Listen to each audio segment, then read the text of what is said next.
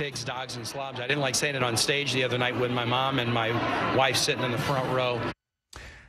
Okay, that audio is from an Access Hollywood shoot back in 2005. Donald Trump wearing a microphone on that bus that you saw. He was on his way actually to tape a soap opera episode and caught on the tape with a number of lewd things about women that he tried to court at some point who were married. It goes on for quite some time. There's a lot of reaction to this, as you can imagine. The Trump campaign and Mr. Trump put out a statement saying this was locker room banter, a private conversation that took place many years ago. Bill Clinton has said far worse to me on the golf course, not even close. I apologize if anyone was offended.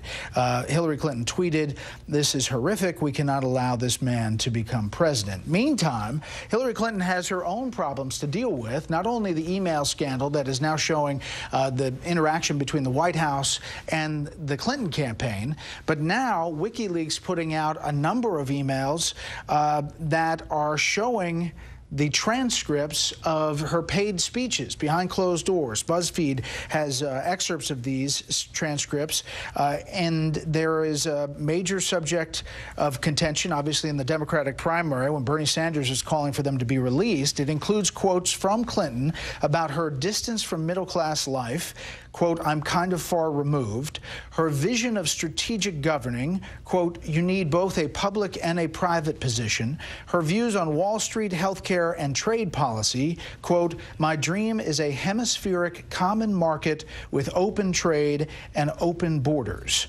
These come from John Podesta's emails that obviously were hacked. We're going through all of these, and there's a lot of them. Now, let's look at our latest poll. Let's just put that up. Came out tonight at the top of the show. The four-way race here, Clinton on top by 2. That is a statistical tie within the margin of error. Whew. Let's bring in our panel. Matthew Continetti, editor-in-chief of the Washington Free Beacon. Lisa Booth, columnist with the Washington Examiner. Amy Walter, national editor for the Cook Political Report, and syndicated columnist Charles Krauthammer. All right, Amy, put it in context. Put it in context.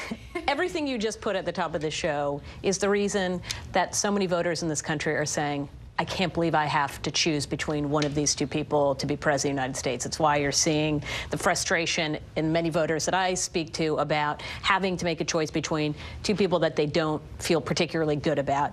And each of these topics that you raised go to the very heart of the difficulties that each of these candidates have. For Hillary Clinton, I've only started digging through some of these transcripts, but well, you see why she didn't put them out. You can see why she didn't put them out, absolutely. It goes straight to the heart of what the Bernie Sanders supporters have said about her, and even what a lot of younger voters saying about her. She's part of this rigged system and had benefited from it, and has said things publicly, privately, that she's not saying publicly, especially when you talked about trade and some of these other issues. And for Donald Trump, it goes right into the heart of what people dislike the most about him, his temperament, his judgment, the way he treats people. And so what voters are left with, once again, is a reminder of why they're so frustrated with this election Lisa. And their choices. No, I think that is a completely accurate statement. I mean, it does continue to feed the existing perceptions that people have about the candidates. And what's particularly damaging is that there's only 31 days left, so there's not a whole heck of a lot of time to try to shape voters' opinions. And I think it also represents how pivotal Sunday night is heading into the second presidential debate, because there really aren't aren't many opportunities to try to change voters' minds. So if you're Donald Trump, he needs to do some cleanup on Sunday night to convince voters that he does care about them, convince voters that he does have the temperament to be commander-in-chief. If you're Hillary Clinton, and there's also the vice presidential comments about how, or Biden's comments about how some voters, he knows voters don't like Hillary Clinton, right? And so Hillary Clinton is going to try to go into Sunday night and convince voters that she understands their problems and try to, connect with them to some degree. Matthew, we're just getting, these emails, so we're kind of going through them live, real time.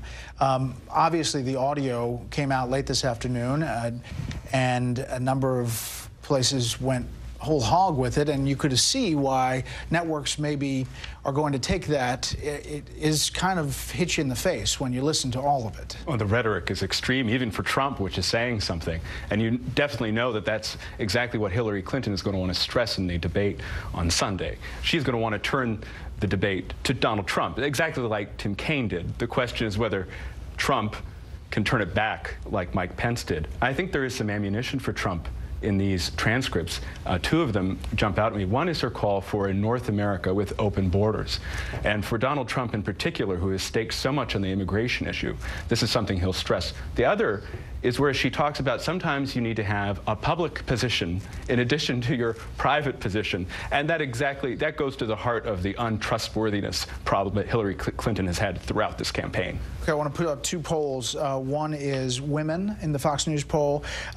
Clinton has 50% to Trump 38%, and that actually is a bit of a change for his numbers with women. The other one is honest and trustworthy, and this is upside down for both of them. And Clinton's at yes, honest and trustworthy, 33%, and Trump 36%. Charles, of these two stories, which one more damaging, fitting the narrative of both candidates? Well, that's a little bit hard to judge. We also haven't had a chance to go through all the transcripts of what Hillary said. But based on a very small sample, there is some devastating ammunition there, particularly open borders and open trade. I mean, remember, these are speeches given to Wall Street firms in which they are transcripts of speeches that she wrote and delivered. There are emails going back and forth with John Podesta that they need to scrub the policy to make sure that it matches the campaign. Obviously, it's not matching where the campaign was in the primary. Well, these are going to be in Trump ads and Republican ads, you know, within days. But here's what's interesting about this. None of this is surprising. If somebody had asked you about Trump, do you think he talks like this in private? You would answer, of course, yes. But it's hearing it. This is what video, audio evidence does. Once you hear it, it becomes information of a different order. The same with Hillary. Everybody knows that on every issue she has a private position and a public. If they intersect, that's nice. But if it doesn't, that's the way she operates. But when you hear her say it, admit it, say it in a speech in public, it becomes evident. So I think what this is going to do is going to increase the negatives on both of them. It's going to make it, without a doubt, an election between the two most increasingly unpopular candidates ever. And these are of a different order. With her, it's about policy, and with him, it's about temperament and attitude towards women. And I don't think either of them is defensible in any way. It's a question of how skillfully the opponents are able to actually use it against them. Yeah, and what we're talking about, the closer we get to the election, are we talking more about tapes of Donald Trump, or are we talking about more WikiLeaks? And so where that floodlight descends, the closer we get to the election, the bigger problem it is for the person who's under the light. Yeah, but you know the draw of that audio, because it's like catnip for a lot of folks just to hear it. It's easy. Put it up. I kind of like the open trade and open borders. Yeah. No, of course, I think that's going to be more sensational. But is it going to have as much legs? And also legs. These quotes, which are devastating, are from a cursory examination. Imagine what else is in there. Clinton, quote, "But if everybody's watching you, you know, all of the backroom discussions and the deals, you know, then people get a little nervous, to say the least. So you need both a public and a private position. You need to balance those efforts successfully, politically."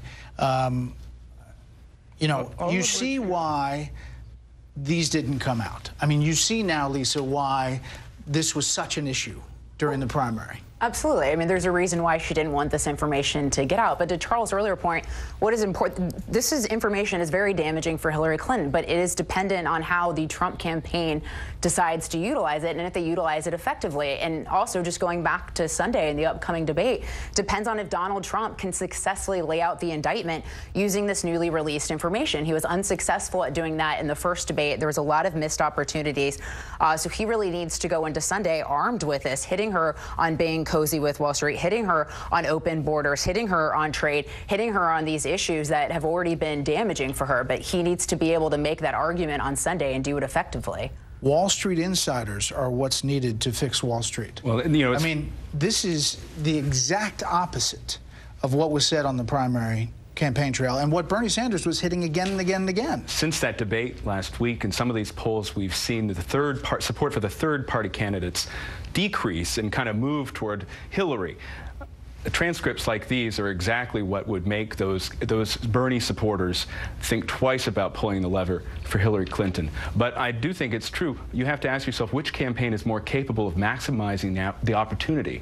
And with Trump, he has this weakness where he likes talking about his liabilities because at the end of the day, he's talking about himself.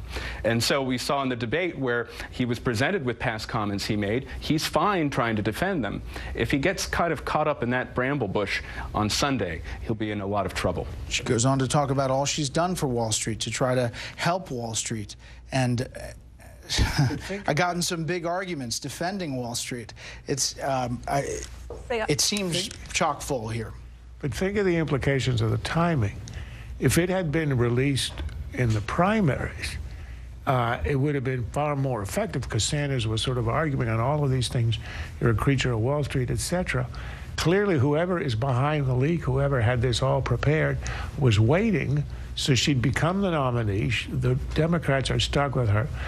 It's somebody whose sentiments, at the least, are somewhat pro-Trump. Well, it's also after the audio was released this afternoon. This WikiLeaks dropped right after. It could have been dropped, It could have been dropped earlier, yes, but I'm just saying when it hit my space here, you know, in my world, it was after the audio had already been out for an hour and a half. Yeah. Right. Although I was quite fully expecting that we were going to see something like this in the immediate hours after that first debate as a way to sort of stop the stories being about how terrible Trump was and to try to put the focus back on Hillary Clinton. So the fact that it came out today, right after the audio, I don't know if that's... All right, last word here. But if you're also Donald Trump, I would use this to try to muddy the waters a little bit at a time where Hillary Clinton has been hitting him hard on the taxes angle and the fact that he's taking advantage of the little guy. Well, here's Hillary Clinton, who's absolutely cozy with Wall Street and who's making these comments that she didn't want released. And so if you're Donald Trump, I would hit this hard at the fact that she doesn't understand the little guy. Here's this elitist who in the past has even admitted to not driving a car for 18 years. Okay. The battle of controversies and sticky situations for campaigns. Next up, the Friday lightning round is going to have to be lightning.